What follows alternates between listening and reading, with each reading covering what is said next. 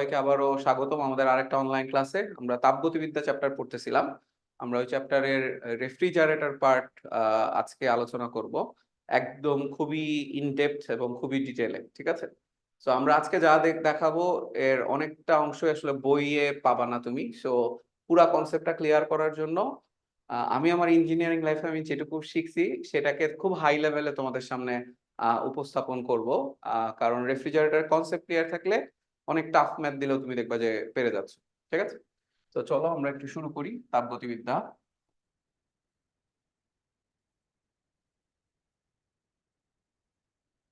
Refrigerator.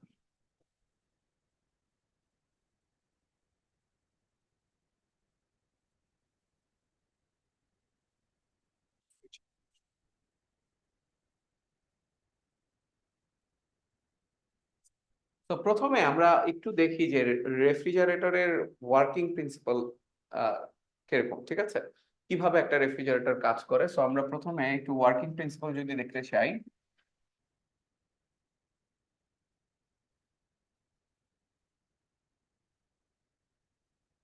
So working প্রিন্সিপালে যাওয়ার আগে আহ, একটা রেফ্রিজারেটরে বেসিক কয়টা কম্পোনেন্ট থাকে, কয়টা অংশ থাকে, এটা যদি বলি অ্যাকচুয়ালি হচ্ছে টোটাল 4টা কম্পোনেন্ট থাকে।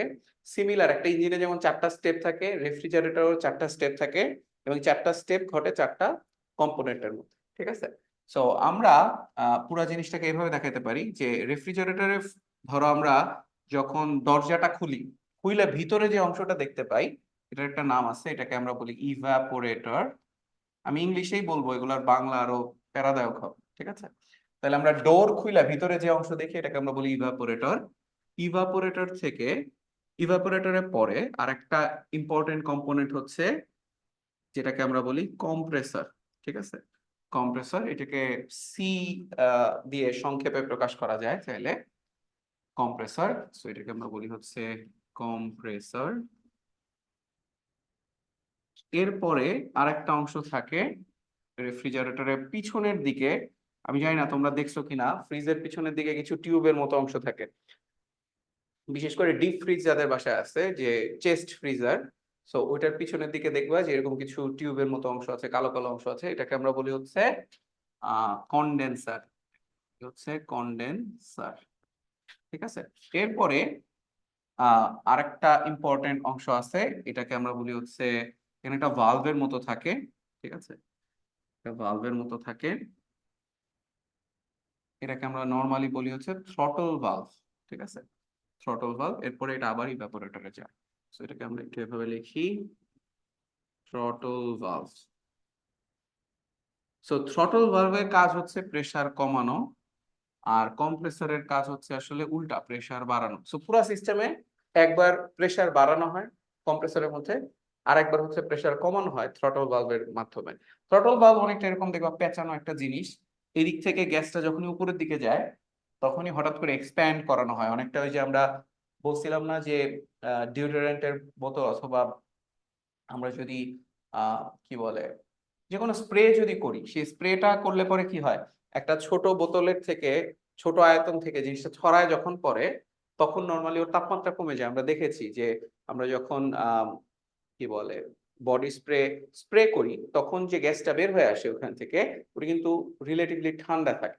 তো এখানে সেম কাজটা করা হয়, যে এটা বোতলের ভিতরে বা খুব অল্প ভলিউমের থেকে যখনই হঠাৎ করে বড় জায়গায় ছড়ায় যায় তখন যে তাপমাত্রা কমে যায়, সেই ব্যাপারটা এখানেও ঘটে। এটা ধরো অনেকটা কম্প্রেসড অবস্থায় ছোট জায়গার মধ্যে আছে, এটাকে হঠাৎ করে মোটা পাইপের ভিতর দিয়ে যখন তুমি দিয়ে দিবা, প্রেসারটা হুট করে কমে যাবে এবং তাপমাত্রাটা উপরের অংশে কমে যাবে দেখা যাবে। ঠিক আছে? সো এই পুরা মানে কি বলে রেফ্রিজারেটর যে 4টা কম্পোনেন্ট, এর মধ্যে যদি আমি একটু ভাগ করি যে কোন জায়গায় হাই প্রেসার আর কোন জায়গায় লো প্রেসার, তাহলে দেখো আমরা এইভাবে করতে পারি। কম্প্রেসরের পরে যায় আমার প্রেসার তো বেড়ে যাবে, তাহলে এই যে যে ব্লু দাগটা আছে, এই ব্লু দাগের নিচে হচ্ছে আমরা বলতে পারি হাই প্রেসার, হাই প্রেসার বা উচ্চ চাপ, উচ্চ চাপ। ঠিক আছে? আর উপরের যে অংশটা রয়েছে এই অংশটার কথা যদি আমরা বলি, এই অংশে হচ্ছে নিম্ন চাপ রয়েছে। নিম্ন চাপ বা লোয়ার প্রেসার বলতে পারো, লোয়ার প্রেসার। ওভার প্রেসার, ঠিক আছে। এখন সেই নিম্নচাপ আর উচ্চচাপ করে কি লাভ হইলো, ঠিক আছে? কেন আমি এক জায়গায় নিম্নচাপ রাখতেছি, কেন এক জায়গায় আমি উচ্চচাপ রাখতেছি? এটার মেইন রিজন হচ্ছে, মনে রাখবা যে রেফ্রিজারেটরের বেসিক ফাংশন কি। নরমালি আমরা জানি হিট সবসময়, তাপ সবসময় উচ্চ তাপমাত্রা থেকে নিম্ন তাপমাত্রায় ফ্লো করে, নিম্ন থেকে উচ্চ তাপমাত্রায় কিন্তু এমনি এমনি ফ্লো করে না। রেফ্রিজারেটর হচ্ছে এমন একটা যন্ত্র যে কিনা নিম্ন তাপমাত্রা থেকে হিট নিবে, ইভাপোরেটর যেটা আমাদের ফ্রিজের ভিতরের অংশ, এখান থেকে হিট নিয়ে উচ্চ তাপমাত্রায় ছেড়ে দিবে, যে পরিবেশে হচ্ছে নরমালি কন্ডেন্সার পার্টটা ওপেন থাকে, তো পরিবেশে ছেড়ে দিবে। তো নিম্ন তাপমাত্রা থেকে উচ্চ তাপমাত্রায় যখন হিটকে পাঠাইতে চাবা তুমি, তখন নরমালি এমন একটা ফ্লুইড ব্যবহার করা হয় যে নিম্ন তাপমাত্রা থেকে হিট নিতে পারে, এমন একটা গ্যাস ব্যবহার করা হয় যে নিম্ন তাপমাত্রা থেকে হিটটা নিতে পারবে এবং উচ্চ তাপমাত্রায় নিয়ে হিটটা ছাড়তে পারবে। কিভাবে এই ঘটনাটা ঘটে আমরা যদি একটু হাই লেভেলে বলার চেষ্টা করি। সো আমরা সবাই জানি যে গলনাঙ্ক বা স্ফুটনাঙ্ক, এটা কিন্তু চাপের উপর নির্ভরশীল, তাই না?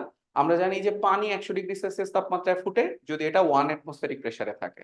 যদি এটার প্রেসার আমরা চেঞ্জ করি 2 অ্যাটমসফেরিকে নিয়ে যাই, তাহলে কিন্তু পানি আর 100°C কিন্তু আর ফুটবে না, দেখা যাবে আরো হাই টেম্পারেচারে ফুটতেছে, যে ঘটনাটা প্রেসার কুকারে ঘটে। আমরা জানি প্রেসার কুকারে যখন আমরা চাপ দিয়ে রাখি, ওই যে তোমার জলীয় বাষ্প তৈরি হচ্ছে, ভেপার তৈরি হচ্ছে, এটাকে যখন বাইরে হইতে দিচ্ছি না, আটকায় রাখতেছি, তখন ওই জলীয় বাষ্পগুলা কিন্তু পানির উপর একটা চাপ তৈরি করে। ওই চাপের জন্য পানির স্ফুটনাঙ্ক যেটা, ওটা কিন্তু আরো বেড়ে যায়। নর্মালি দেখবা যে প্রেসার কুকার 100° না, হয়তো 120°C বা 130°C তোমার পানি ফুটতেছে। তাহলে এই যে স্ফুটনাঙ্ক যে টেম্পারেচার, এটা আমরা চাইলে প্রেসার চেঞ্জ করতে পারি। স্ফুটনাঙ্ক যে সময় ঘটে, ঘনীভবনও কিন্তু একই সময় ঘটে। স্ফুটন হচ্ছে কি, মানে এইভাবে চিন্তা করো, পানি বাষ্প হয় 100°তে, আবার বাষ্প পানি হয়, ঘনীভূত হয়, ওটাও কিন্তু 100°তে হয় নর্মাল অ্যাটমসফেরিক প্রেসারে। তার মানে যাহাই স্ফুটনাঙ্ক তাহাই কিন্তু ঘনীভবন টেম্পারেচার। তাহলে এখন আসো, এই স্ফুটনাঙ্ক বা ঘনীভবন টেম্পারেচার এটা যেহেতু চাপের উপর নির্ভরশীল, তাহলে আমি চাপ বাড়ায় কমায় স্ফুটনাঙ্ক বা ঘনীভবন টেম্পারেচারটা কিন্তু চেঞ্জ করতে পারি। সো এখানে যেহেতু হাই প্রেসার আছে, উচ্চ চাপ আছে নিচের অংশে যেহেতু উচ্চ চাপ আছে, তাহলে আমরা বলতে পারি উচ্চ চাপে যে ঘটনাটা ঘটবে সেটা হচ্ছে উচ্চ গলনাঙ্ক হবে, সরি গলনাঙ্ক বলতেছি, স্ফুটনাঙ্ক বা ঘনীভবন টেম্পারেচার, ঘনীভবন তাপমাত্রা, উচ্চ ঘনীভবন তাপমাত্রা। আর উপরের অংশে যেহেতু নিম্নচাপ, এখানে হবে হচ্ছে নিম্ন ঘনীভবন তাপমাত্রা, ঘনীভবন অথবা স্ফুটনাঙ্কর তাপমাত্রা।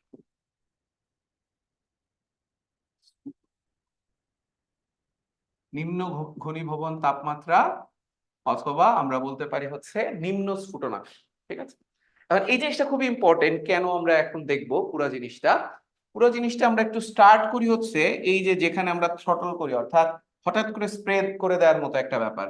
আমাদের বডি স্প্রে অথবা আমাদের এয়ার ফ্রেশনার যখন আমরা স্প্রে করি, হঠাৎ যে বড় আয়তনে ছড়া যায়, এখানে সেম ঘটনাটা ঘটতেছে এই থ্রটল ভালভে। এখান থেকে হাই প্রেসারের লিকুইড থাকে, নর্মালি এখানে আমরা এইভাবে লিখি, এটা ধরো হচ্ছে হাই প্রেসার লিকুইড। সো এটাকে আমরা হচ্ছে সাদা কালি দিয়ে লিখি, এটা হচ্ছে হাই প্রেসার, এভাবেও দেওয়া যায়, প্রেসারটা হচ্ছে হাই এবং এই জায়গায় কি ফর্মে আছে, লিকুইড ফর্মে আছে, অর্থাৎ তরল হিসেবে আছে। এবার যখন এটাকে স্প্রে করব, ওই যে আমরা এয়ার ফ্রেশনার থেকে যখন স্প্রে করি, ওই ভিতরের তরলটা কিন্তু বাইরে চলে আসে এবং বাইরে কিন্তু ড্রপলেট আকারে থাকে। তোমরা দেখছো যে গ্যাসটা বের হয়ে আসে, ও কিন্তু একটু ভেজা ভেজা থাকে, ও কিন্তু পুরা গ্যাসও না পুরা লিকুইডও না, একটু টু ফেজ মিক্সচারের মতো বের হয়। সো এইখানে যেটা আসবে, এখানে প্রেসারটা ধাম করে কমে গেল, লো প্রেসার, এবং এইখানে নর্মালি তুমি লিকুইড প্লাস গ্যাসের একটা মিক্সচার পাও।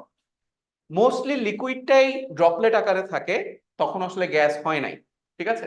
সো যখন আসলে ও ইভাপোরেটরে ঢুকবে, একটু চিন্তা করি, যখন আমি প্রেসার কমাই দিছি, এখানে থ্রটল করে প্রেসারটা কমাই দিছি, চাপটা কমাই দিছি, চাপ কমাই দিলেই তো আমরা জানি যে যখনই আমি ধরো তোমার কাছে এখানে কিছু পানি আছে, এখন তুমি যদি 1 অ্যাটমসফেরিক প্রেসার না রাখা চাপটা কমাই দিতে থাকো, চাপ ধরো 0.3 অ্যাটমসফেরিক প্রেসার করলাম, তখন হইতে পারে 30°C যে পানিটা রয়েছে, পানিটা বাষ্পীভবন হওয়া শুরু হবে, বাষ্পীভূত হতে থাকবে।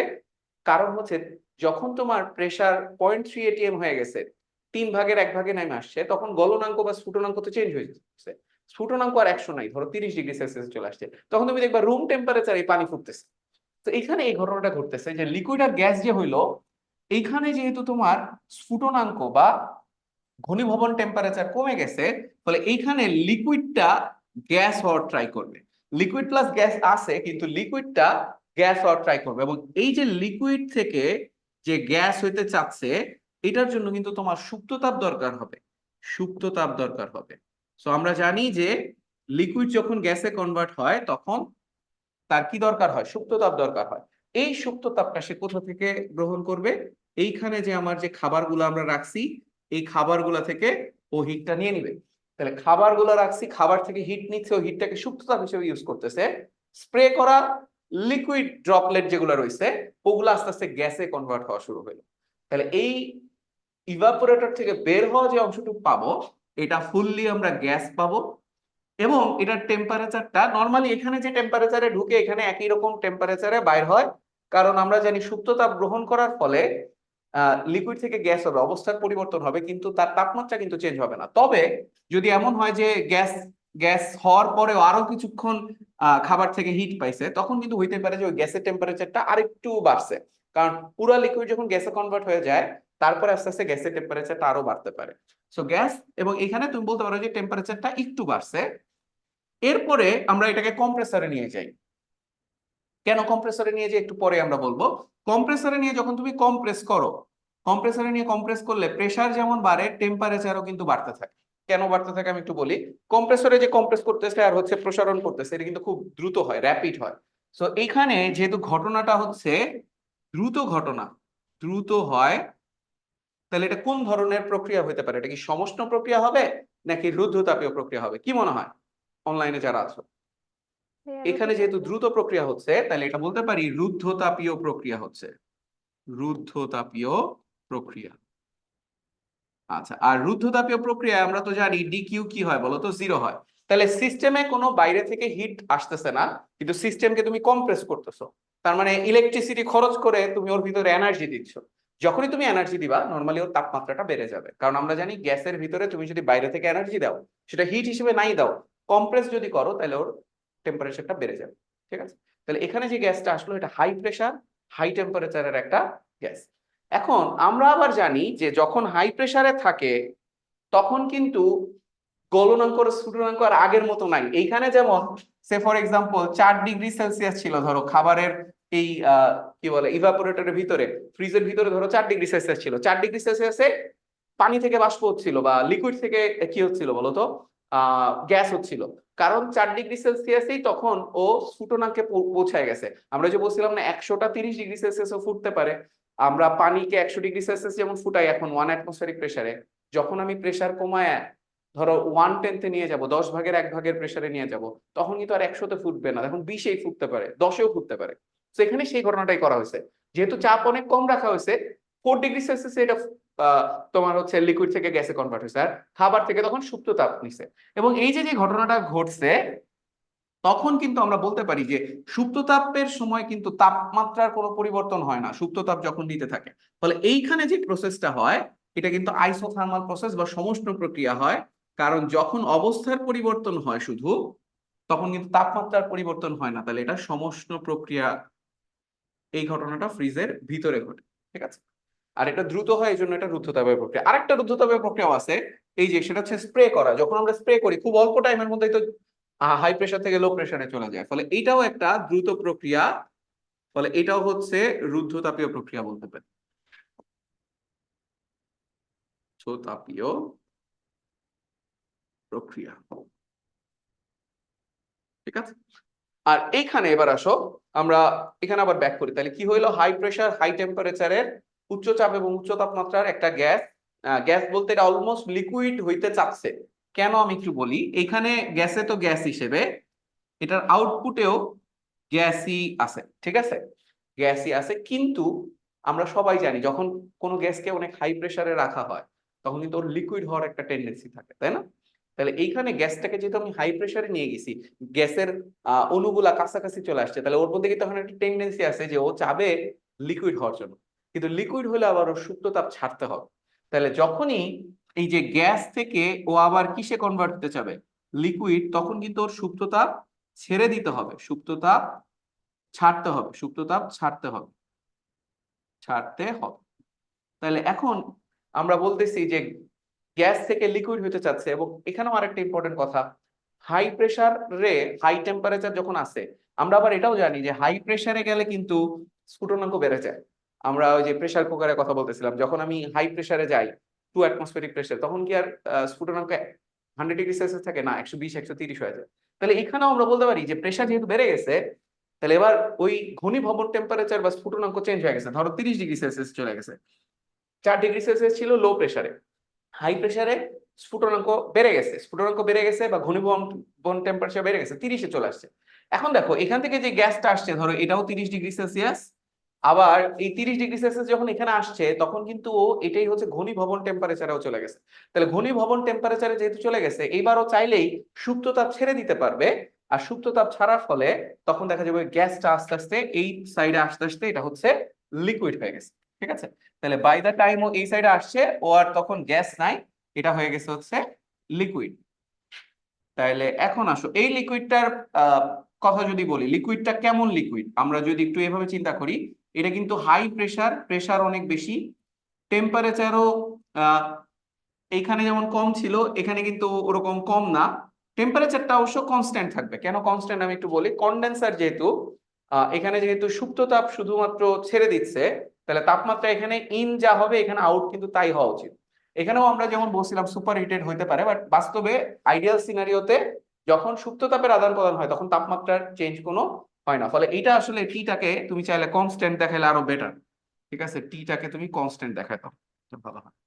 টি হচ্ছে কনস্ট্যান্ট, তার মানে এইখানে যে ইনলেটে যে টেম্পারেচার ছিল এখানে আউটলেটেও একই টেম্পারেচার, এখানে ইনলেটে যে টেম্পারেচার ছিল এখানে আউটলেটে একই টেম্পারেচার, বাট এখানে ছিল গ্যাস, এটা যখন এখানে আসছে তখন এটা লিকুইড হয়ে গেছে। তাহলে গ্যাস থেকে লিকুইড, সুপ্ত তাপ ছেড়ে দিছে। দেখো এখানে যেমন সিস্টেমে তাপ ঢুকছিল, তুমি এভাবে চিন্তা করতে পারো, আহ এইখানে যেমন সিস্টেমে কিউ ইন ছিল, বা এটাকে তুমি Q1 বলতে পারো, এখানে কিন্তু সিস্টেম থেকে হিট বের করে দিছে, এটাকে তুমি Q2 বলতে পারো বা কিউ আউট বলতে পারো। ঠিক আছে, তাহলে খাবার থেকে হিট নিছে, পরিবেশে হিট ছেড়ে দিছে, ফ্রিজের পিছনের অংশ নর্মালি পরিবেশে হিট ছেড়ে দেয়, হিট ছেড়ে দিল সুপ্ত তাপ হিসেবে, আস্তে আস্তে গ্যাসটা কি হয়ে গেল, লিকুইড হয়ে গেল। এইবার সেই হাই প্রেসার আর হাই প্রেসারের লিকুইডটা আবার স্প্রে করা হলো, ফলে ওই লিকুইডের প্রেসার কমে গেল, টেম্পারেচার কমে গেল, প্রেসার কমে যেহেতু গেছে, এখন আবার ওই লো টেম্পারেচারে ও আবার কি হবে, স্ফুটনাঙ্কে বা স্ফুটনাঙ্ক টেম্পারেচারটা হবে। ফলে ওই লো প্রেসারে যেহেতু লো টেম্পারেচারে ফুটতে পারে, তখন আর লিকুইড থাকবে না, লিকুইড থেকে আস্তে আস্তে গ্যাস হওয়া শুরু করবে। ওই গ্যাস হওয়ার সময় যে সুপ্ত তাপটা নেওয়া দরকার এটা খাবার থেকে নিবে, খাবার থেকে নেওয়া গ্যাসটা আবার আসলো, এটাকে আবার আমি কম্প্রেসর দিয়ে প্রেসার বাড়ালাম, যখনই হাই টেম্পারেচার সাইডে চলে গেল, হাই টেম্পারেচার সাইডে আবার ঘনীভবন টেম্পারেচারটা বেশি। তো দেখা গেছে যখন এখানে 4 ডিগ্রি সেলসিয়াস থেকে কম্প্রেসর থেকে বেরোছে 30 ডিগ্রি সেলসিয়াস, কারণ কম্প্রেসর ওকে এনার্জি দিছে, ওই 30 ডিগ্রি সেলসিয়াসটা যখন আবার কন্ডেন্সারে গেছে, যেহেতু এটা হাই প্রেসারে আছে, হাই প্রেসারে 30 ডিগ্রিতে ঘনীভবন হওয়া শুরু হয়, ফলে ও কিছু সুপ্ত তাপ ছেড়ে দেয়, সুপ্ত তাপ ছেড়ে এখানে ও লিকুইড হয়ে যায়, লিকুইডটা আবার থ্রটল ভালভে যায়, আবার আমি ওটাকে স্প্রে করি। তাহলে এই প্রসেসটা কন্টিনিউয়াসলি চলতেই থাকে। একটা সাইকেলে ধরো 10 জুল হিট খাবারের থেকে নিছে, তুমি যদি এরকম 100টা সাইকেল চালাও, তাহলে 10 × 100 জুল হিট তুমি খাবার থেকে সরাই ফেলতে পারবা। তাহলে সাইকেল যত চলতে থাকবে আস্তে আস্তে ভিতরের জায়গাটা তত ঠান্ডা হতে থাকবে।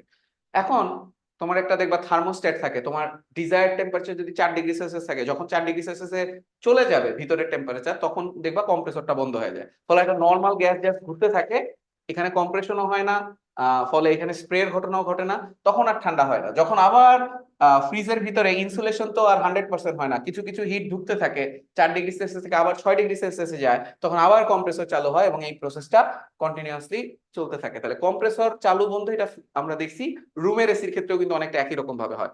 যখন তোমার রুমের টেম্পারেচার সেট করে রাখছো 26 ডিগ্রি সেলসিয়াস, এবং 26 ডিগ্রি সেলসিয়াস যখন পৌঁছায় যায়, তখন কিন্তু কম্প্রেসরটা কিছুক্ষণের জন্য বন্ধ হয়ে যায়, আবার যখন রুমের টেম্পারেচার বেড়ে যায় তখন আবার কম্প্রেসরটা চালু হয়। সো এটা হচ্ছে total process. How it works খুব সিম্পলি বলি, একটা সাইডে আমি লো প্রেসার মেনটেন করি, আর এক অংশে আমি হাই প্রেসার মেনটেন করি। লো প্রেসারে যেটা হয়, লো টেম্পারেচারেই ওর স্ফুটনাঙ্ক থাকে, অর্থাৎ লো টেম্পারেচারেই লিকুইড থেকে গ্যাস হতে থাকে, ওই সময় সুপ্ত তাপ গ্রহণ করে, খাবারের থেকে গ্রহণ করে। আবার যখন হাই প্রেসারের সাইডে যাই, তখন কি অলরেডি সে গ্যাস থেকে লিকুইড হতে চাচ্ছে, আর গ্যাস থেকে লিকুইড হচ্ছে হচ্ছে যেহেতু হাই প্রেসারে হাই টেম্পারেচারে কি ঘনীভবন হতে পারে, সো ওই হাই টেম্পারেচারে হাই প্রেসারে দেখা যাচ্ছে ও ঘনীভূত হয়ে যাচ্ছে। ঘনীভূত হওয়ার সময় যে হিটটা ছেড়ে দিতে হয় এটা সে পরিবেশে ছেড়ে দিচ্ছে। এইভাবে নিম্ন তাপমাত্রা থেকে উচ্চ তাপমাত্রায় তুমি হিট নিয়ে যাচ্ছ, কিন্তু এট দ্য এক্সপেন্স অফ কম্প্রেসরে তুমি এনার্জি খরচ করতেছো, কম্প্রেসরে আসলে ওয়ার্ক করা হচ্ছে, কম্প্রেসর চালু থাকতেছে, ঠিক আছে। তো এইভাবে আমরা কম্প্রেসর দিয়ে একটা গ্যাসকে আমি একবার এক্সপ্যান্ড করাইতেছি থ্রটল ভালভ দিয়ে, একবার কম্প্রেস করতেছি, এবং এক সাইডে হাই প্রেসার, এক সাইডে লো প্রেসার, এক সাইডে হাই প্রেসার মেনটেন করে আমি নিম্ন তাপমাত্রা থেকে উচ্চ তাপমাত্রায় হিট সরাইতেছি, ঠিক আছে। এটা নর্মাল এমনি এমনি সরবে না, আহ এইভাবে কম্প্রেসর চালায় সরাইতে হবে। একটা মিনিট, ফোন আসছে। হ্যালো, এই যে অনলাইন ক্লাসে আছি, 10টা বাজবে, 10:30। কি পাঠাইছে? ও আচ্ছা আচ্ছা, ঠিক আছে। ওকে, কারো কি কোনো কোয়েশ্চেন আছে কিনা? আমি কিন্তু অনেকক্ষণ সময় নিয়ে একদম স্টেপ গুলা বলার চেষ্টা করছি। রামিসা বুঝতে পারছো? নুহা বুঝতে পারছো? কি ভাইয়া? তানহা, স্বর্ণিল, ক্লিয়ার? জি স্যার। আমার একটা কোশ্চেন ছিল। ওকে, এখন আসো এই এই জিনিসটাই আমরা হচ্ছে আহ একটু গ্রাফের মাধ্যমে আমরা দেখানোর চেষ্টা করব। ভাইয়া আমার একটা কোশ্চেন ছিল। হ্যাঁ হ্যাঁ, বলো। ভাইয়া রেফ্রিজারেটর কি হচ্ছে কম্প্রেসরের উপর কি নির্ভর করে যে আমি খাবারটা কতটুকু ঠান্ডা হবে, নাকি হচ্ছে এটা মানে টেম্পারেচারটা ফিক্সড করে দেওয়া থাকে? না, কম্প্রেসর যদি সারাক্ষণ চলতে থাকে, ধরো ফ্রিজের টেম্পারেচারটা 4 ডিগ্রি সেলসিয়াস না, আরো নিচে চলে আসতে পারে। তো তোমার একটা থার্মোস্ট্যাট থাকে, তুমি সেট করে রাখো যে টেম্পারেচার 4 ডিগ্রি। যখনই 4 ডিগ্রিতে ভিতরে পৌঁছায় তখন ও কম্প্রেসরটাকে বন্ধ করে দেয়, ঠিক আছে। থার্মোস্ট্যাট যদি না দিতা, এটা যদি সারাক্ষণ চলতো, এটা ঠান্ডা আরো বেশি হয়ে যেত হয়তো, প্রয়োজনের তুলনায় অতিরিক্ত হইতো। আর আমাদের নর্মাল ফ্রিজ গুলো যেটা একটা ডিপ থাকে আর একটা তো হচ্ছে তোমার নর্মাল ফ্রিজ থাকে। সো নর্মাল ফ্রিজের টেম্পারেচার আমরা 4 ডিগ্রিতে রাখি, ডিপ ফ্রিজ কিন্তু -10 -5 ডিগ্রি সেলসিয়াস থাকে। সো দুইটা থার্মোস্ট্যাট থাকে দুই জায়গায়।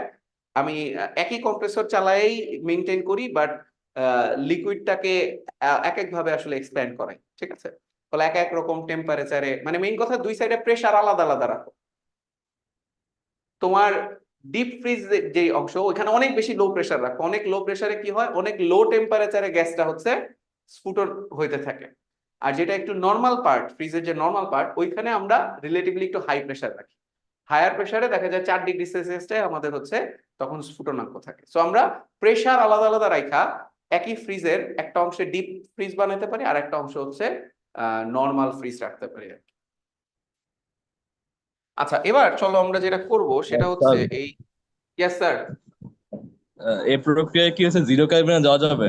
আস্তে আস্তে হিট কমায় কমায় কোনো ওয়ে না না, আছে? জিরো জিরো কেলভিন তো প্রথম কথা ওই যে অনেকটা লাইটের ভেলোসিটির থেকে বেশি বেগ যেমন হইতে পারে না, জিরো কেলভিন হচ্ছে অ্যাচিভেবল না। জিরো কেলভিনে যাইতে গেলে কোনো কিছু গ্যাসই থাকে না, সব হচ্ছে তার আগেই অনেক আগেই লিকুইড হয়ে যায়, ঠিক আছে। So zero kelvin is something ideal গ্যাসের জন্য সম্ভব না। জিরো কেলভিন ইজ সামথিং যেটা আমরা কখনো অ্যাচিভ করতে পারিনি, ওই টেম্পারেচারে যাইতে পারিনি, ঠিক আছে। সো এটা কমাইতে কমাইতে কি জিরোতে যাওয়া যাবে কিনা, অ্যান্সার হচ্ছে না, পারবা না। অন্যান্য লিমিটেশন চলে আসবে। এখানে হয়তো লিকুইডই থাকবে, দেখা যাবে কোনো গ্যাসই নাই, আমার এক্সপ্যান্ড কেমনে করাবো তো, ঠিক আছে। তো ওই ধরনের ইস্যু শুরু হবে। ভাইয়া আমাদের বাসায় যে ফ্রিজ গুলা থাকে ওখানে তো হ্যাঁ। হচ্ছে নর্মালি তো হচ্ছে উপরের অংশে ডিপ ফ্রিজ থাকে, নিচের অংশে নর্মাল। তো একটা হুম। কম্প্রেসরের মধ্যে তো হচ্ছে আমরা মানে দুই ধরনের কাজ করতেছি, তো এটাতে এনার্জি বেশি খরচ হচ্ছে না? মানে এনার্জি বেশি খরচ হচ্ছে না, ধরো আমি তোমাকে একটা বলি যে নর্মাল আমাদের বাসার ফ্রিজে হয়তো দুইটা থ্রটল থাকে। প্রথম থ্রটলে প্রেসার অল্প কমাও, এবং ওইটা হয়তো আমার নর্মাল ফ্রিজ পার্টটায় গ্যাস দেওয়া হয়। আর সেকেন্ড আরেকটা থ্রটল ভালভ থাকে, যে জায়গা হয়তো অনেক লোয়ার প্রেসার করো, ওইটা হয়তো ডিপ ফ্রিজের পার্টে সার্কুলেট করা হয়। সো আমি কম্প্রেসর একটা দিয়ে আসলে দুইটা জিনিস মেনটেন করি, এমন না যে দুইটার জন্য আলাদা আলাদা কম্প্রেসর ইউজ করতেছি। জি ভাইয়া, বুঝতে পারছি।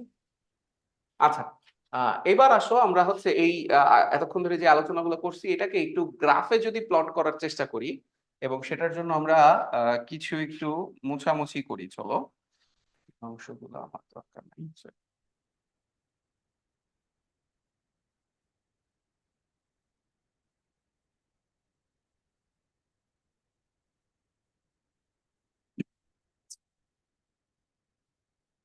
যেমন আমি যদি এটার একটা গ্রাফ আঁকার চেষ্টা করি, সো সবাই আমার সাথে একটু গ্রাফটা এঁকে ফেলো।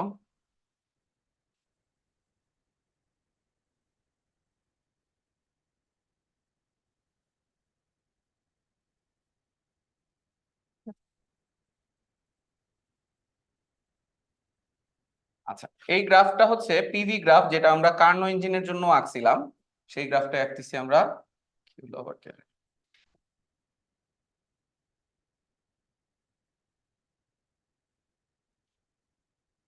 PV graph. এখন এই গ্রাফটা কেমন হবে আমরা একটু দেখি। এখানেও কিন্তু দুইটা সমষ্ণ প্রক্রিয়া আছে আর দুইটা হচ্ছে রুদ্ধতাপীয় প্রক্রিয়া আছে। সো কার্নো ইঞ্জিনেও কিন্তু এরকমই ছিল, দুইটা সমষ্ণ ছিল, দুইটা রুদ্ধতাপীয় প্রক্রিয়া ছিল। এখন আমি কার্নো এই রেফ্রিজারেটর যেভাবে কাজ করে অ্যাকচুয়ালি কার্নো ইঞ্জিনের উল্টা ভাবে কাজ করে। সো আমরা কার্নো ইঞ্জিনের গ্রাফটাই যদি আঁকি এবং জাস্ট অ্যারো সাইনটা যদি একটু উল্টায় দিই, তাহলে দেখবা যে আমাদের আসলে রেফ্রিজারেটরের পিভি গ্রাফটা হয়ে যাচ্ছে। কেমনে হচ্ছে আমরা একটু দেখাই। সো সবাই একটু বোঝার চেষ্টা করি। এই দুইটা হচ্ছে রুদ্ধতাপীয় প্রক্রিয়া আর এই দুইটা হচ্ছে আমাদের সমষ্ণ প্রক্রিয়া, ঠিক আছে? সো আমাদের ওই দুইটা সমষ্ণ দুইটা রুদ্ধতাপীয় আছে কিন্তু এখানে, কার্নো ইঞ্জিনে এটাই ছিল।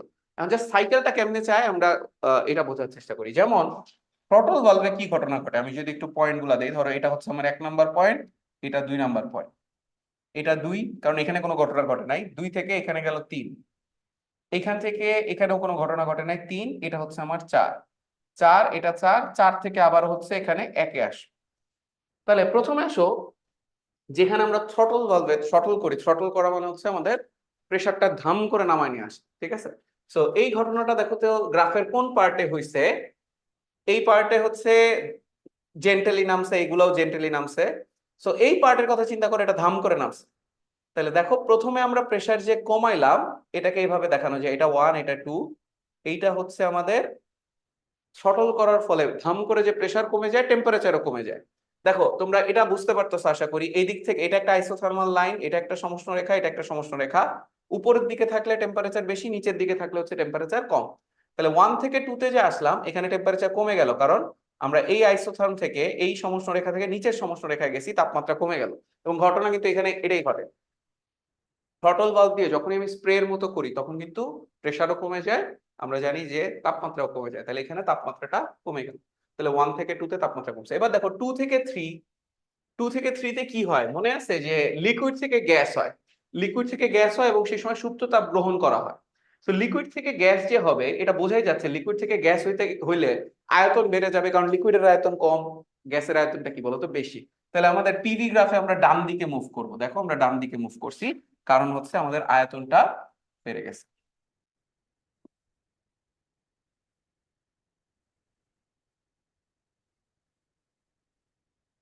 আচ্ছা, তাহলে এটা হচ্ছে আমার 2, 2 থেকে 3-এ হচ্ছে আমার আয়তন বেড়ে গেছে। এবার আসো 3 থেকে 4-এ কম্প্রেস হয়েছে, তার মানে প্রেসার বেড়ে যাবে, তাপমাত্রাও বেড়ে যাবে। দেখো এখানে কিন্তু তাই ঘটনাই ঘটছে।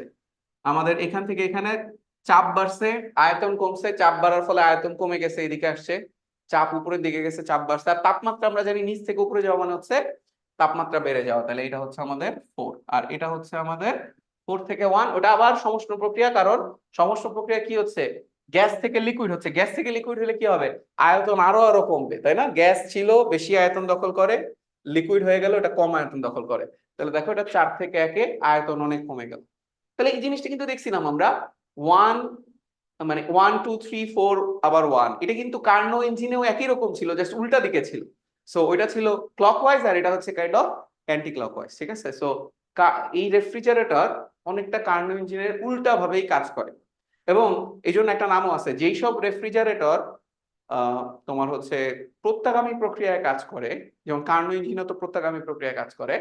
এটা যদি প্রত্যাগামী প্রক্রিয়ায় কাজ করে তখন এটাকে আমরা নাম দিই রিভার্স কার্নো সাইকেল, কারণ কার্নো সাইকেলের ঠিক উল্টা ভাবে আমরা এটা দেখতেছি কাজ করতেছে। সো এটাকে আমরা বলতেছি রিভার্সড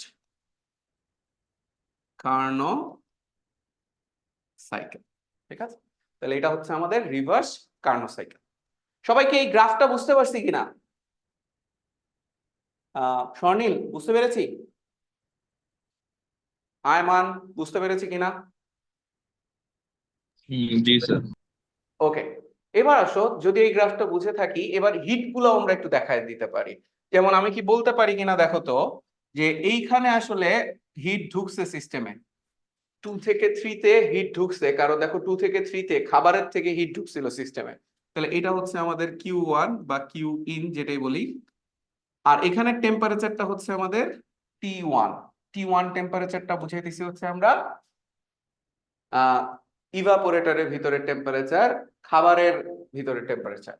আর দেখো 4 থেকে 1 এ কি হয়েছে, 4 থেকে 1 এ কিন্তু হিট বের হয়ে গেছে, এখানকার টেম্পারেচারকে আমরা T2 ধরতেছি। তাহলে এখানকার টেম্পারেচার T2 যেটা কিনা হায়ার, আমরা কিন্তু দেখতেছি T1 এর ভ্যালু কিন্তু কম। T1 ইজ লেস দেন কি বলতো T2। সো আমাদের কিন্তু বাইরে আমরা যে হিটটা ছেড়ে দিচ্ছি এটা উচ্চ তাপমাত্রায় ছেড়ে দিচ্ছি। তাহলে এইটা হচ্ছে আমাদের উচ্চ তাপমাত্রা T2, এবং এইখানে আমরা হিটটা ছেড়ে দিচ্ছি Q2 হিসেবে। ঠিক আছে, তাহলে দেখো আমরা মনে আছে না কনভেনশনে বলছিলাম গ্রাফ থেকেই আমরা সব বুঝে গ্রাফে দিয়েই ম্যাপ করে ফেলাবো। রেফ্রিজারেটরের ক্ষেত্রে একই কথা। তুমি চিন্তা করো, আগে আমরা উপর থেকে ইঞ্জিনে উপর থেকে হিট নিয়ে নিচে ছেড়ে দিচ্ছিলাম, এখন কি করতেছি রেফ্রিজারেটরে নিচ থেকে হিট নিয়ে উচ্চ তাপমাত্রায় ছেড়ে দিচ্ছি। আর বাকি দুইটা অংশে তো আমরা জানি রুদ্ধতাপীয় প্রক্রিয়া, তাহলে এটাতে 0, এটাতেও হিটের কোনো আদান প্রদান নেই, এটা হচ্ছে 0। তাহলে এখানে Q1, ওইখানে Q2, এখানে T1, এখানে T2। এবং একটা ফর্মুলা কিন্তু এখানেও খাটবে, সেটা হচ্ছে Q1/Q2 = T1/T2 as long as এটা প্রত্যাগামী প্রক্রিয়ায় বা রিভার্সিবল প্রসেসে কাজ চলছে। ঠিক আছে, যেহেতু গ্রাফিকে ফেলছি, এবার চলো আমরা এই গ্রাফ দিয়েই বেশিরভাগ জিনিস বুঝে ফেলতে পারবো। এই ছবিটা আমরা আপাতত একটু মুছে দিচ্ছি।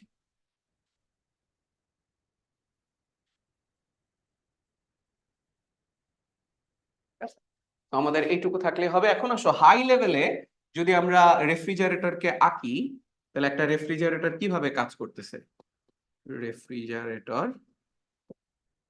কিভাবে কাজ করতেছে আমরা বলতে পারি এটা হচ্ছে ইভাপোরেটর। ইভাপোরেটর থেকে হচ্ছে হিট নিচ্ছে, টেম্পারেচার হচ্ছে T1, তাপ নিচ্ছে, এবং আমরা জানি Q2 পরিমাণ তাপ হচ্ছে ছেড়ে দিচ্ছে। এখানে দেখো Q1 নিচ্ছে, Q2 ছেড়ে দিচ্ছে। সরি, আমরা এই ছবিটা এখানে গ্রাফের মতো করে না, একে উল্টা করে আঁকছি, এটাই দরকার, কারণ আমরা ইঞ্জিনের যেমন ফ্লো দেখাচ্ছিলাম এখানে একই রকম ভাবে ফ্লো দেখাচ্ছি। এখানে আমরা ছেড়ে দিচ্ছি হচ্ছে কন্ডেন্সারে, এগুলার বাংলা আরো বিদঘুটা, এই জন্য আমরা ইংলিশটা ইউজ করতেছি। কন্ডেন্সারে ছেড়ে দিচ্ছি যার টেম্পারেচার হচ্ছে T2। তাহলে T1 থেকে নিয়ে T2 তে ছেড়ে দিচ্ছি। T1 অবশ্যই মনে রাখবা, T1 ইজ লেস দেন কি বলতো T2। যে নিম্ন থেকে উচ্চ তাপমাত্রায় যাচ্ছে, এমনি এমনি যাচ্ছে না, তুমি কিন্তু এখানে কম্প্রেসর দিয়ে কিছু পরিমাণ ওয়ার্ক দিচ্ছ। নর্মালি ইঞ্জিনে আমরা ওয়ার্ক আউটপুট পাইতাম, এখানে ওয়ার্ক ইনপুট দিতে হচ্ছে, ওয়ার্ক ইনপুট। এবং সেটার ভ্যালু কত আমরা একটু লিখে ফেলতে পারি, Q2 - Q1। কারণ খুব সিম্পল, এখানে হিট ঢুকতেছে, এখানে এনার্জি ঢুকতেছে, এখান থেকে এনার্জি যেটা বেরোচ্ছে এটা অবশ্যই বড়। তাহলে Q2 থেকে Q1 টা যদি বাদ দিই, এই দুটো ঢুকছে এটা বের হয়ে গেছে, তাহলে এটা বড়। Q2 থেকে Q1 বাদ দিলে এখানে কতটুকু ওয়ার্ক ইনপুট দেওয়া হয়েছিল এটা আমাদের বের হয়ে গেল। ঠিক আছে, তাহলে এইটা হচ্ছে আমাদের ওয়ার্ক ইনপুটের ফর্মুলা। এখন আসো আমরা জানি যে রেফ্রিজারেটরের ক্ষেত্রে নর্মালি আমরা কিন্তু এফিসিয়েন্সি বের করি না। কেন এফিসিয়েন্সি বের করি না?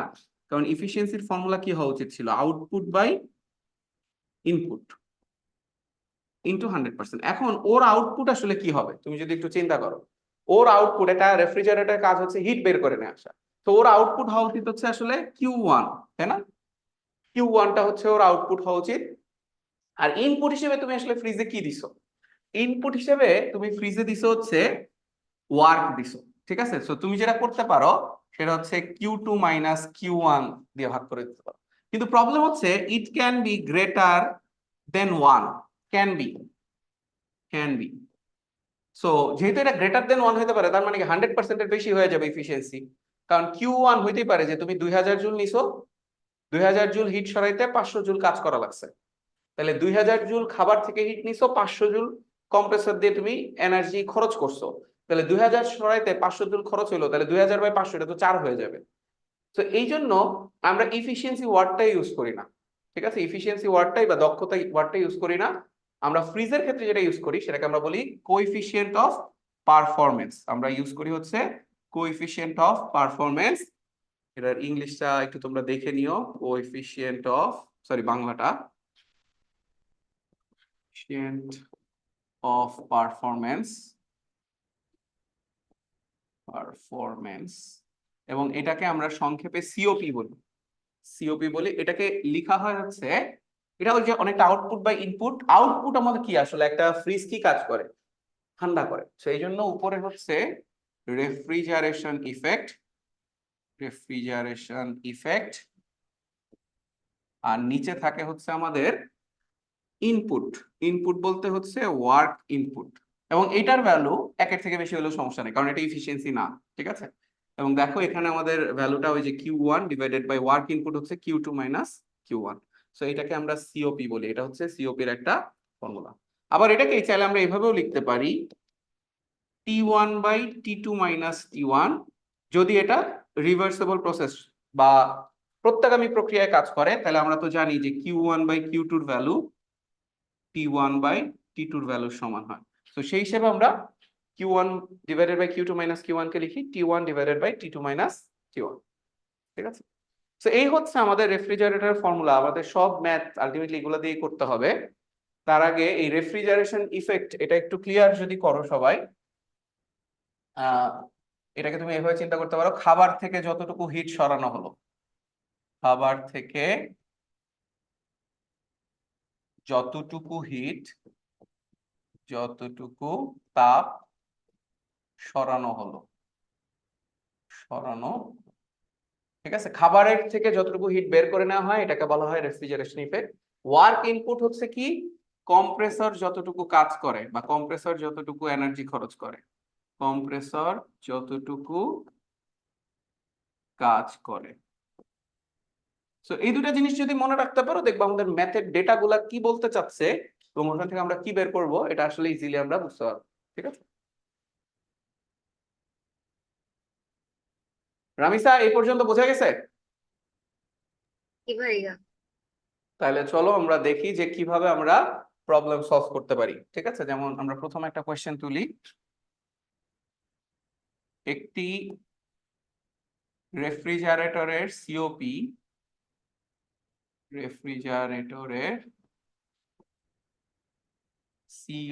হচ্ছে 5। 0 ডিগ্রি সেলসিয়াস এর 2 কেজি পানিকে 0 ডিগ্রি সেলসিয়াসের বরফে পরিণত করতে, 0 ডিগ্রি সেলসিয়াস এর বরফে পরিণত করতে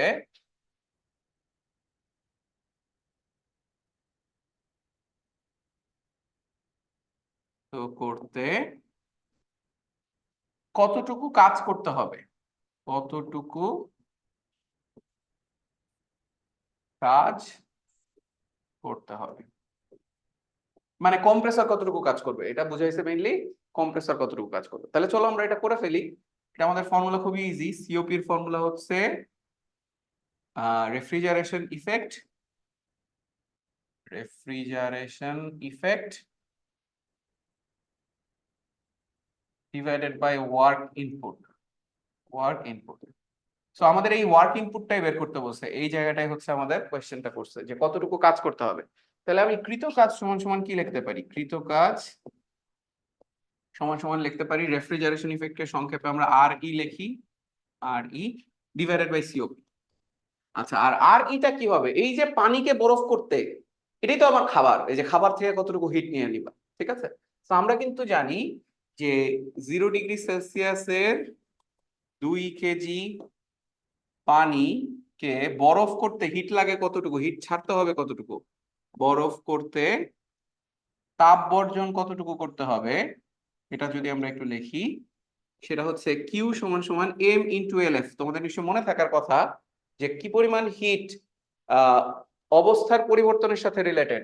নর্মালি আমরা এটা সুপ্ত তাপ দিয়ে বের করি, ঠিক আছে, যে কোনো একটা বস্তু পানি থেকে বরফ হচ্ছে, অর্থাৎ স্টেট চেঞ্জ করতেছে, অবস্থা চেঞ্জ করতেছে, সেই সময়কার যে হিটের রিকোয়ারমেন্ট, এটাকে আমরা বলি সুপ্ত তাপ।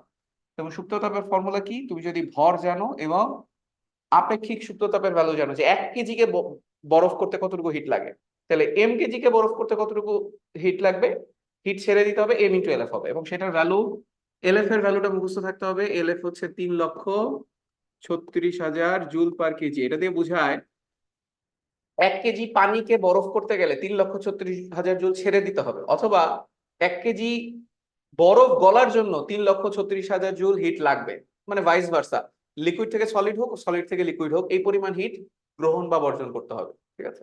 তাহলে এখানে আমাদের কয় কেজি বলছে 2 কেজি, তাহলে 2 ইন্টু 3,36,000। তাহলে এইটাই হচ্ছে আমাদের রেফ্রিজারেশন ইফেক্ট, কারণ এই পরিমাণ হিট যেহেতু বর্জন করতে হবে, এই বর্জনটাই তো আমরা কার কাছে করবো বলতো, আমাদের যে রেফ্রিজারেটরের ভিতরে থেকে যে হিটটা আমি সরাই নিব সেটাই হচ্ছে এই পরিমাণ হিট সরাই নিব। তাহলে আমরা যদি ভ্যালুগুলো বসাই, 2 ইন্টু 3,36,000 ডিভাইডেড বাই সিওপি হচ্ছে আমাদের কত জানো, সিওপি হচ্ছে 5। তাহলে দেখো তো এখান থেকে আমাদের রেজাল্টটা কত আসে। এভাবে যায় না, আচ্ছা দেখো কত আসে রেজাল্ট, 1,34,400। 1,34,400। আমাদের এখানে একটা ক্যালকুলেটরও আছে, আমরা ক্যালকুলেটরে চাইলে করতে পারি। দেখো আমাদের ছিল হচ্ছে 2 ইন্টু 3,36,000 ডিভাইডেড বাই আমাদের মনে হয় সিওপি ছিল 5, সো এটা হচ্ছে আমাদের রেজাল্ট 1,34,400। সো এটাই কিন্তু আমরা এখানে লিখছি 1,34,400, এটা হচ্ছে আমাদের অ্যান্সার। ঠিক আছে, তাহলে এইভাবে আমরা ওয়ার্ক ইনপুট বা কৃত কাজটা বের করে ফেললাম। সো এটা একটা বুয়েটে আসা প্রবলেম, এমন কঠিন কিন্তু না, ইজি প্রবলেম, অ্যাডমিশন টেস্টে আসছিল। এখন যদি এটাই দিত এরকম যে -5 ডিগ্রি সেলসিয়াসে, সরি 5 ডিগ্রি সেলসিয়াসের পানিকে 0 ডিগ্রি সেলসিয়াসে বরফ করবা, তখন দুইটা স্টেপে হিটটা ছাড়তে হইতো। প্রথমে আসতো 5 ডিগ্রি সেলসিয়াসের পানি 0 ডিগ্রি পানি হইতো, তারপরে 0 ডিগ্রি পানি হচ্ছে 0 ডিগ্রির বরফ হইতো। তখন এই দুইটা স্টেপের যে হিট থাকতো, এই হিটের ভ্যালু আমরা রেফ্রিজারেশনের ইফেক্টে বসাই দিতাম। ঠিক আছে, এবার আসো আমরা একটু ডিফিকাল্ট প্রবলেমের দিকে যাব। ধরো এরকম একটা কোয়েশ্চেন করলো তোমাকে যে একটা ইঞ্জিন দিয়ে তুমি একটা আসলে রেফ্রিজারেটরকে চালাচ্ছ। ঠিক আছে, একটা ইঞ্জিন দিয়ে তুমি একটা রেফ্রিজারেটরকে চালাবা। অথবা আরেকটা সহজ ম্যাথ দেখি, তারপরে আমরা একটু ওটা করার চেষ্টা করি। ধরো তোমাকে বললো একটি রেফ্রিজারেটর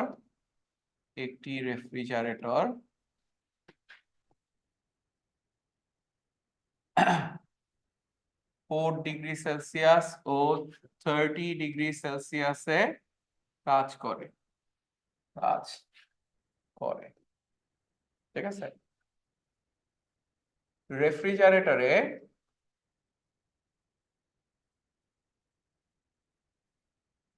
দিয়ে প্রতি সাইকেলে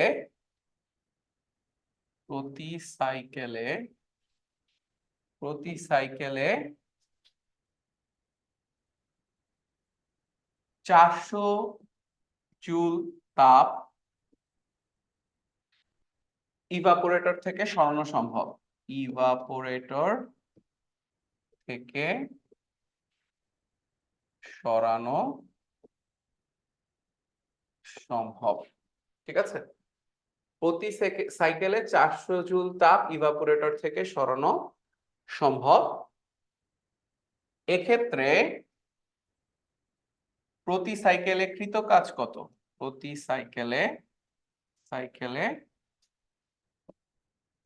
কৃত কাজ কত?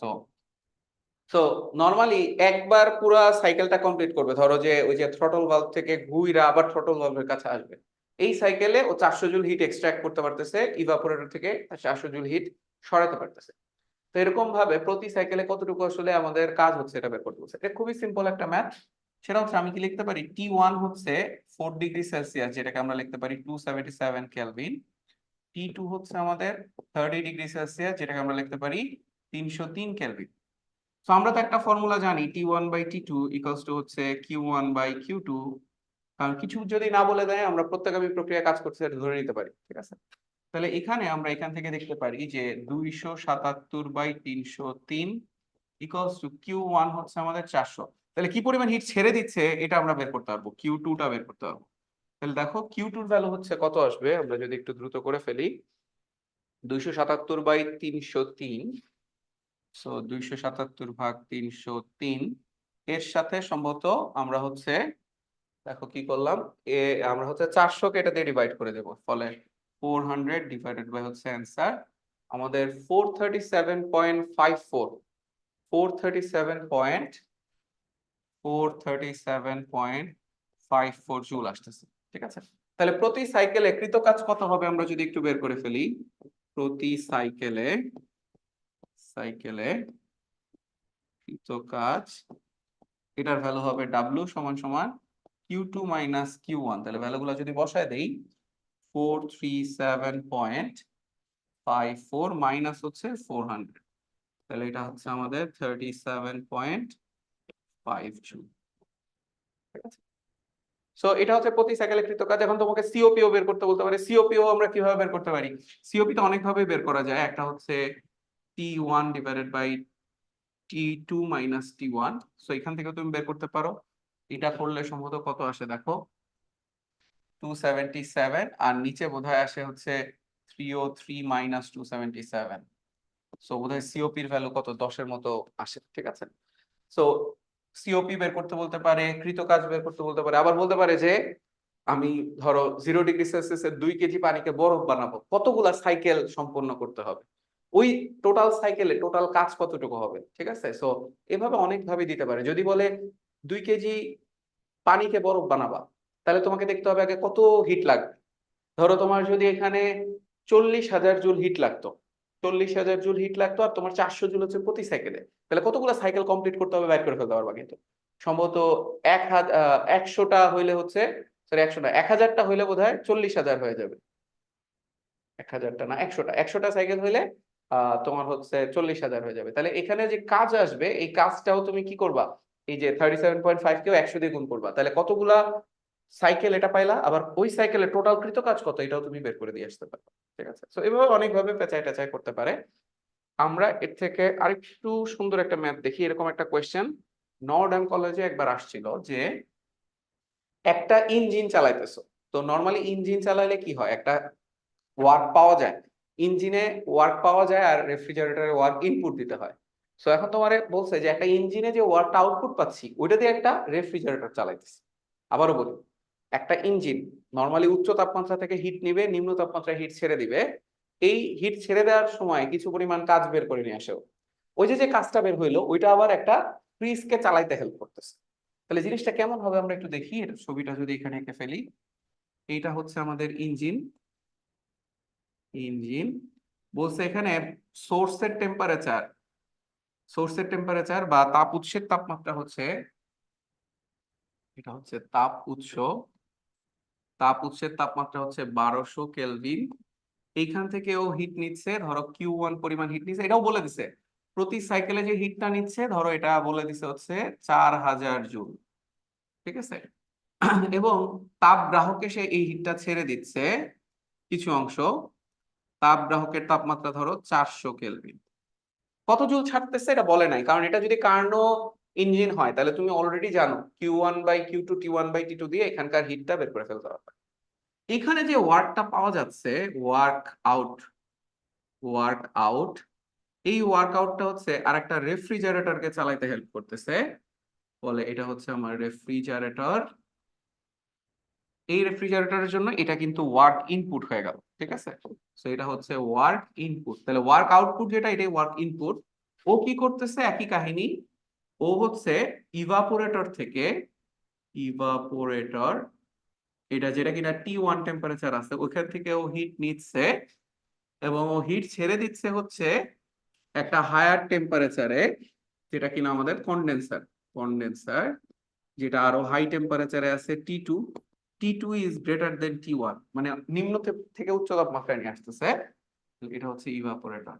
ঠিক আছে, এখন এটাকে Q1 না বলে Q1 প্রাইম বলি, আর ধরো এটাকে Q2 প্রাইম বলি। ঠিক আছে, এখন তোমাকে বলছে যে প্রতি সাইকেলে, আচ্ছা রেফ্রিজারেটরটা আবার কত ডিগ্রি থেকে কত ডিগ্রির মধ্যে কাজ করে এটা আবার তোমাকে বলে দিছে। এটা বলে দিছে হচ্ছে ধরো 4°C থেকে নেয়, আর 30°C তোমার হচ্ছে হিটটা ছেড়ে দেয়। ঠিক আছে, এখানে তোমাকে বলে দিচ্ছে 4000 জুল হিট নিছে তাপ উৎস থেকে, এটা হচ্ছে প্রতি সাইকেলে, আমরা একটু লিখে দেই, প্রতি ধাপে, বা প্রতি ধাপ না, প্রতি সাইকেলে, প্রতি সাইকেলে। তাহলে কি করে, একটা ইঞ্জিন তাপ উৎস থেকে হিট নেয় প্রতি সাইকেলে 4000 জুল, ছেড়ে দেয় তাপ গ্রাহকে কিছু অংশ, কিছু অংশ ওয়ার্ক আউটপুট হিসেবে পায়। যে ওয়ার্ক আউটপুট হিসেবে পাইলো, এটা তোমরা জানো ওয়ার্ক আউটপুটের ফর্মুলা আমরা বের করে ফেলতে পারবো, W1 Q1 মাইনাস Q2। তো এই ওয়ার্ক আউটপুটটা আবার রেফ্রিজারেটরের ইনপুট হিসেবে কাজ করে, এবং এই ইনপুটটা কেন দেওয়া লাগতেছে, কারণ নিম্ন তাপমাত্রা থেকে উচ্চ তাপমাত্রায় তুমি হিট নিয়ে যেতেছো, এই যে হিটটা নিয়ে যাচ্ছ, এই হিটটা নেওয়ার জন্য রেফ্রিজারেটর কম্প্রেসরে কিছু ওয়ার্ক করা লাগে, ঠিক আছে। এখন আসো আমরা বলছে, কোয়েশ্চেনে বলছে যে প্রতি চক্রে রেফ্রিজারেটরের রেফ্রিজারেশন ইফেক্ট কত, রেফ্রিজারেশন ইফেক্ট কত, ইফেক্ট কত। তো আমরা কিভাবে বের করবো, দেখো রেফ্রিজারেশন ইফেক্ট সিওপি জানলে আর হচ্ছে ওয়ার্ক ইনপুট জানলে কিন্তু রেফ্রিজারেশন ইফেক্ট বের হয়ে যায়। তাহলে আমরা কিভাবে করতে পারি, দেখো আমরা যেটা করতে পারি যে সিওপি সমান সমান refrigeration effect divided by work input. তো আমাদের সিওপি এটা কিভাবে বের করতে পারি, এটা ইজিলি বের করতে পারবো। এটা হচ্ছে T1 divided by T2 minus T1, এখান থেকে সিওপি বের হয়ে যাবে। তার মানে সিওপিটা আসলে আমাদের জানা আছে। রেফ্রিজারেশন ইফেক্ট বের করতে গেলে কিউ ইন জানা লাগবে। কিউ ইন কিভাবে বের করা যায়, আমরা জানি ওয়ার্ক ইনপুট আর এই রেফ্রিজারেটরের ওয়ার্ক ইনপুটটাই হচ্ছে কার্নো ইঞ্জিনের ওয়ার্ক আউটপুট। তাহলে কার্নো ইঞ্জিনের ওয়ার্ক আউটপুটটা বের করবো, ওটাকে ইনপুট হিসেবে ব্যবহার করবো রেফ্রিজারেটরে। অর্থাৎ এই ওয়ার্ক ইনপুটটা হচ্ছে আমাদের Q1 মাইনাস Q2, ইঞ্জিনের যে Q1 মাইনাস Q2 এইখান থেকে হচ্ছে আমাদের চলে আসবে, ঠিক আছে। তাহলে দেখো রেফ্রিজারেশন ইফেক্ট বের করতে গেলে আগে সিওপি বের করব, আর হচ্ছে ইঞ্জিনের আউটপুটটা বের করব। ইঞ্জিনের আউটপুট যেটা ওয়ার্ক আউটপুট, সেটা হবে রেফ্রিজারেটরের ইনপুট। তাহলে এই দুটো ভ্যালু জানলে রেফ্রিজারেশন ইফেক্টটা বের হয়ে যাবে। তাহলে আমরা চলো একটু দেখি যে সিওপি কত, স্টেপগুলো কমপ্লিট করি। সিওপির ভ্যালু ইজিলি বের করা সম্ভব, T1 by T2 minus T1, এটা সম্ভবত কত ছিল আমাদের 277, আর এটা হচ্ছে 303 মাইনাস 277, এটা জানি কত আসে, কার করা আছে 10.65 10.65, তাই না, 10.65। ওকে, এবার আসো 10.65 যদি সিওপি পেয়ে থাকি, রেফ্রিজারেশন ইফেক্ট হবে হচ্ছে আমাদের সিওপি ইনটু, এই যে এখান থেকে দেখো রেফ্রিজারেশন ইফেক্ট হবে COP into work input by হচ্ছে রেফ্রিজারেটর, বা এটাকে আমরা লিখতে পারি COP into work output by ইঞ্জিনের আউটপুটটাই হচ্ছে রেফ্রিজারেটরের ইনপুট। সো আমাদের ওয়ার্ক আউটপুট বাই ইঞ্জিন বের করতে হবে। এটা কিভাবে বের করা সম্ভব, ওয়ার্ক ইঞ্জিনের জন্য যেটা হয় সেটা তো আমরা জানি Q1 মাইনাস Q2। সো আমাদের Q1 জানা আছে 4000, আমাদের জাস্ট এখন জানা নাই হচ্ছে Q2 টা কত হবে, ঠিক আছে। দেখো এই যে Q1 মাইনাস Q2, Q1 জানা আছে 4000 জুল, আমাদের Q2 টা জানা নাই, কেমনে বের করবো, ওটাও ইজি। যে আমরা জানি Q1 by Q2 equals to হচ্ছে T1 বাই T2। তাহলে এখান থেকে আমরা Q2 যদি বের করতে চাই, Q2 হবে হচ্ছে Q1 divided by T1 divided by T2। তাহলে এখান থেকে 4000, T1 বাই T2 হচ্ছে আমাদের 1200 বাই 400, 4000 ডিভাইডেড বাই হচ্ছে 3, তাহলে 4000 ডিভাইডেড বাই হচ্ছে 3, তাহলে এটার ভ্যালু আসে হচ্ছে 1333.33, তাহলে এটা আসে 1333.33 জুল। তাহলে Q2 যেহেতু বের হয়ে গেছে, আমাদের ওয়ার্কটা আমরা বের করে ফেলতে পারি। দেখো এখানে ওয়ার্কটা বের হয়ে যাচ্ছে 4000 মাইনাস 1333.3। তাহলে এখান থেকে তুমি যদি সাবট্রাক্ট করো, বিয়োগ করো, দেখো তো কত আসে এটার ভ্যালু, 2666.67 জুল আসবে, ঠিক আছে। তাহলে এই ভ্যালুটা 2666.67 জুল যেটা আসছে, এটা এখন এখানে বসে দিলে আমাদের রেজাল্ট চলে আসছে, ঠিক আছে। এই রামিসা ফলো করতেছি তো। কি ভাইয়া সিওপির ভ্যালু কত ছিল আমাদের, সিওপি জানে কত বেড়েছে 10.67, তাহলে 10.65, আর ওয়ার্ডটা হচ্ছে 2666.67 এত জুল। তাহলে দেখো এটা কত আসে, 26,000 সামথিং আসবে, দেখো তো 27,000 সামথিং আসবে। 10.65 ইন্টু হচ্ছে 0.67 করলে পরে বোধ হয় 28,400, অ্যারাউন্ড 28,400 জুল আসতেছে। তো এটা হচ্ছে আমাদের রেফ্রিজারেশন ইফেক্ট প্রতি সাইকেলে, ঠিক আছে? তাহলে খুবই অ্যামেজিং, দেখো 4000 জুল আর হচ্ছে এটা কত জুলে ছেড়ে দিচ্ছিল 1300 joule, so 2600 joule work output পাইছিলাম। 2600 জুল দিয়ে তার প্রায় 10 গুণ হিটকে আমি সরাইতে পারতেছি।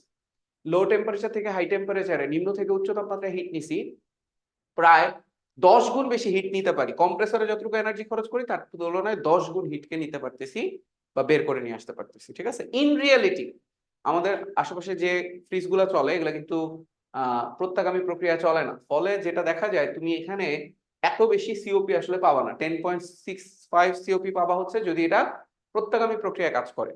তো নর্মালি আমাদের ফ্রিজগুলার এই দুই টেম্পারেচার মধ্যে 4 আর হচ্ছে কত 30 ডিগ্রি সেলসিয়াসের মধ্যে সিওপির ভ্যালু 10 থেকে অনেক কম হয়। ওই যে নর্মাল ইঞ্জিনের এফিসিয়েন্সি যেমন কার্নো ইঞ্জিনের থেকে কম হয়, নর্মাল ফ্রিজের সিওপিও কার্নোর রিভার্স কার্নো সাইকেলের সিওপি থেকে